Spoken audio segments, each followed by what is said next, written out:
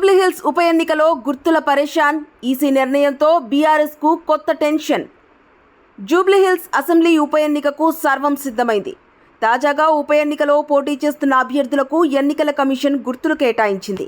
ఈ క్రమంలో 2 స్వతంత్ర అభ్యర్థులకు చపాతీ రోలర్, రోడ్ రోలర్ గుర్తుల కేటాయింపులు చేసింది. దీంతో గుర్తుల విషయమై గత అనుభవాల దృష్ట్యా బీఆర్ఎస్ ఆందోళన వ్యక్తం చేస్తోంది. గతంలో ఈ సింబల్స్ తొలగించాలని బీఆర్ఎస్ ఎన్నికల కమిషన్కు విజ్ఞప్తి చేసిన విషయం తెలిసిందే. కారు గుర్తుకు దగ్గరగా ఉన్న గుర్తుల కారణంగా సింబల్స్ గుర్తింపులో ఓటర్లు అయోమయానికి గురవుతున్నారని బీఆర్ఎస్ ఆందోళన వ్యక్తం చేసింది. ఈ ఉప ఎన్నికల్లో బ్యాలెట్ యూనిట్లలో అభ్యర్థుల కలర్ ఫోటోలను సైతం ఎన్నికల సంఘం ఇవ్వనుంది.